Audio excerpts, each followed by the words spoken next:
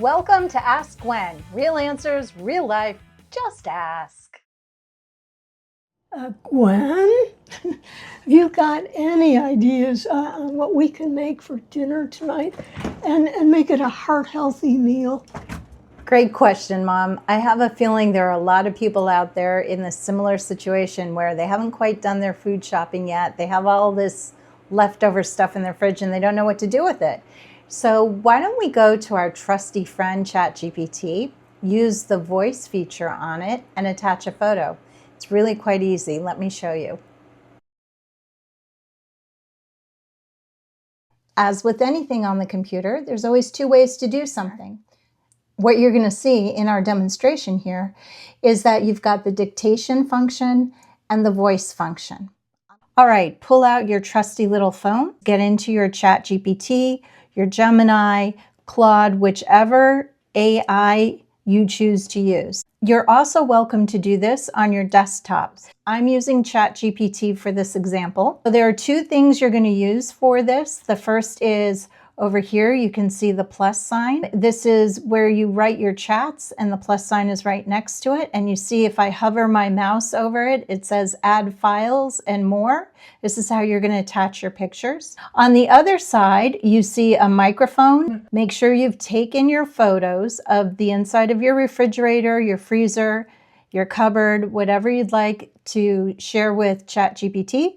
You're going to go over here to that plus sign that we talked about earlier. You're going to hit that plus sign and see where it says add photos and files. You're going to go ahead and hit that. In doing that, I've stored my photos in downloads. You may have stored them in your photos down here. I'm on a Mac. It's different on a PC, but the concept is still the same. Wherever you know your photos are is where you want to go and grab your photos. So I'm going to go into my folder where I've stored them and called it refrigerator. I've got 3 photos in there and I am going to attach all 3 photos. Now you notice how all 3 lit up in blue? The reason it did that is on my Mac, I'm able to hit the first photo. Then I hit and hold the shift key. When I do that, I then go to the very last item and I click on that last item. It highlights all 3 items at one time for me, makes it easier for me to just open and attach. Now, had I not done that, I could have gone to the plus sign, gone into my location for the photos, and individually hit each one and then hit open. All right, so that's the quick, easy way to do that. Now that I've done that, what I'm going to do is I'm going to hit dictate. Here we go. I'm going to just talk to AI. I'm hitting the button. So now I'm going to say what I'd like to have done. I'd like to make a heart-healthy meal tonight that's a non-alcoholic, fatty liver conscious. So here are some pictures from my refrigerator. Can you suggest 3 dinners using what we already have? I hit the square. The square is the stop button. You saw me do that. And notice how it already transcribed everything. I'm going to get rid of that first sentence where I told you what I was going to be doing. So all I do is I highlight that sentence. To highlight it, what I did is I clicked and dragged the mouse all the way across the sentence. And then I hit the delete button. And now I'm left with exactly what I wanted to ask AI. Then I hit this button over here, send prompt, and watch this. Now it's starting to think, and it says, oh, thank you for sharing the photos. What a great idea. And then it lists out what it sees in my refrigerator, and it says, okay, there's some good ideas for you. And it shows me, all right, why don't you try this? So it gave me 3 options for meals for tonight. These look really good.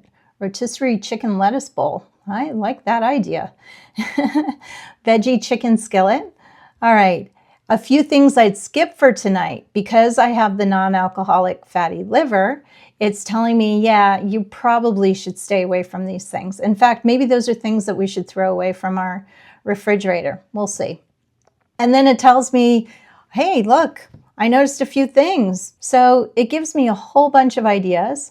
And then it tells me I could probably put together a full week of dinners without needing much more than perhaps 1 or 2 fresh vegetables from the grocery store. If I wasn't so lazy, I could go to the grocery store and pick up some of those vegetables and look at what they want to give me as ideas for the full week of dinners. If I clicked on that, which I did, here you go. It came up with, for the rest of the week, what could I be making for dinner?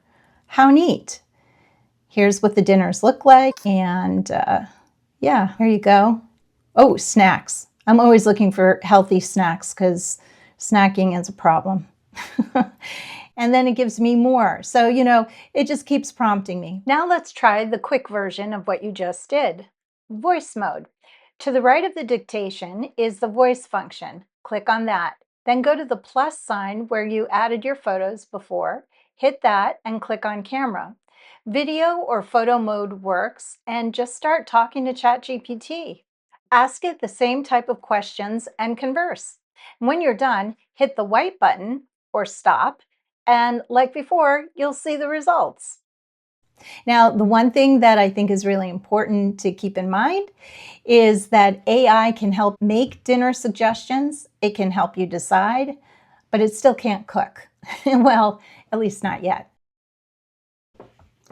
When you're sharing your photos, something I want you to keep in mind is it's okay to share something from your refrigerator, generic items like that, but never share documents that have your name or your social security number, your health records. You want to block that information out before you upload it to ChatGPT.